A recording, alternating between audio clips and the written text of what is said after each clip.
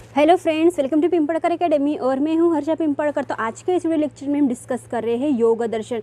जी हाँ, आचार्य महर्षि पतंजलि का ये योग दर्शन जो इंडियन फिलॉसफी में एक महत्वपूर्ण दर्शन है, जो हमें अपने जीवन में व्यावहारिक दर्शन के बारे में ये महत्वपूर्ण जानकारी देता है कि मनुष्य को अपने मार्ग को अगर प्रशस्त करना है तो हमें मोक्ष को प्राप्त करना चाहिए, ना कि तत्व मीमांसा के प्रश्न को उलझकर हम अपने दैनंदिन जीवन को व्यर्थ गवाए। यानी तत्व मीमांसीय प्रश्न, यानी दर्शन में जो तत्व मीमांसीय प्रश्न होते हैं वो सिर्फ सृष्टि, आत्मा और जगत के बारे में ये तत्व मीमांसीय प्रश्न उलझ कर रहते हैं। लेकिन योग दर्शन ये ऐसा महत्वपूर्ण दर्शन है जो मोक्ष के उपायों को हमें व्यावहारिक जीवन में कैसे हम निभाते हैं, कैसे उनसे जुड़े हुए हैं, ये बताते हैं।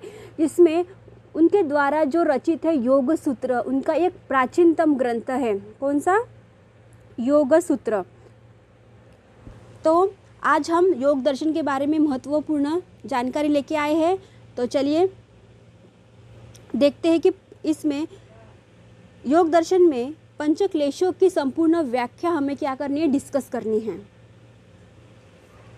जिसमें क्लेश, जी हाँ, आज का जो हमारा मुख्य टॉपिक है वो है क्लेश के बारे में। तो हम तो क्लेश के बारे में ये सब जानते हैं कि क्लेश होता क्या है। क्लेश यानी राग, द्वेष, कष्ट, झगड़ालू वृत्ति, यानी कष्टपूर्ण जो मानसिक अवस्था होती है ना, ये पूरी किस में आती है? क्लेश में आती है। और ये योग दर्शन का महत्वपूर्ण एक टॉपिक है फ्रेंड्स। तो योग दर्शन में ये 5 प्रकार के क्लेश बताए हैं हमें। वो है अविद्या, अस्मिता, राग, द्वेष और अभिनिवेश। इसमें फर्स्ट है अविद्या। अविद्या यह एक क्लेश समस्त क्लेशों का मूल कारण है। हम जिसमें अनित्य को नित्य, अपवित्र को पवित्र समझ लेते हैं। यानी अविद्या वह भ्रांत ज्ञात है जिसके द्वारा अनित्य विषय नित्य प्रतीत होते हैं हमें। और अविद्या में एक महत्वपूर्ण एक कारण है, इसमें 4 रूपों की हमें, ये 4 रूपों में ये प्रकट होता है। फर्स्ट है प्रसुप्त, सेकंड है तनु, 4 है विच्छिन्न और चौथा है तीसरा और चौथा है उदात। ये 4 रूपों में ये प्रकट होता है। कौन? अविद्या। फर्स्ट है प्रसुप्ति, सेकंड है तनु, थर्ड है विच्छिन्न और चौथा है उदात। ये 4 जो रूप है ये अविद्या में समाविष्ट होते हैं। तो इसी को क्या कहा जाता है? अविद्या कहा जाता है। सेकंड है अस्मिता। उसमें पुरुष और चित्त में अभेद मान लेना। जी हाँ, जिसमें पुरुष और चित्त को क्या करे ना, अभेद मान लेना। यानी इसमें अस्मिता में अहंकार, बुद्धि और आत्मा को एक मान लेना, यानी इसको ही क्या कहा जाता है? क्लेश कहा जाता है। जैसे कि मैं और मेरा, जैसे इसमें हम अहम की भावना जिसमें रहती है वो सभी में अस्मिता में आ जाती है। मैं, मेरा, मेरी अनुभूति, ये मेरा, वो मेरा, जो हम करते हैं ना, ये पूरे अस्मिता के ये भाव है। उसी को क्या कहा जाता है? अस्मिता। सेकंड में क्लेश है। थर्ड है राग, सुखों को प्राप्त करने की चाह। सुखों को प्राप्त करने की चाह किसी में नहीं होती है।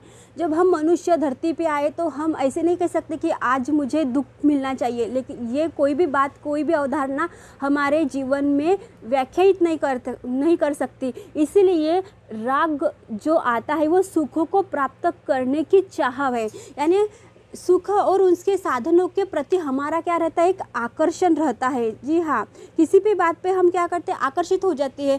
फिर तृष्णा और लोभ का नाम ही क्या होता है? राग होता है। यानी सुखानुप्राप्ति राग, इसी को क्या कहा जाता है? राग कहा जाता है। 4 है द्वेष, सुख में बाधक और दुख को उत्पन्न करने वालों के प्रति क्रोध।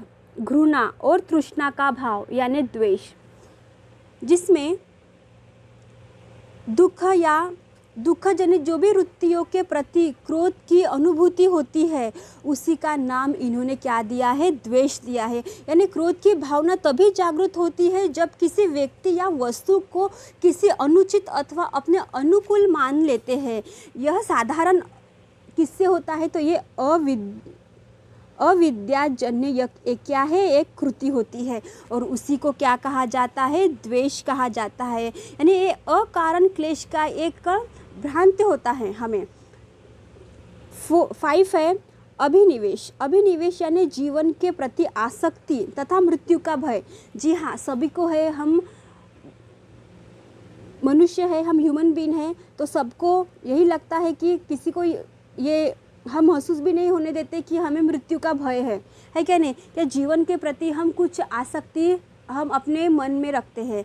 तो इसी को क्या कहा जाता है, अभिनिवेश कहा जाता है, जिसमें ये प्रत्येक प्राणी विद्वान हो या अविद्वान हो, ये सभी की आकांक्षा रहती है कि उनका नाश कभी नहीं होना चाहिए, वह चिरंजीवी होने चाहिए। लेकिन ऐसे कोई मनुष्य है ये धरती पर जो चिरंजीवी है नहीं है, तो इसी को ही क्या कहा जाता है, अभिनिवेश कहा जाता है।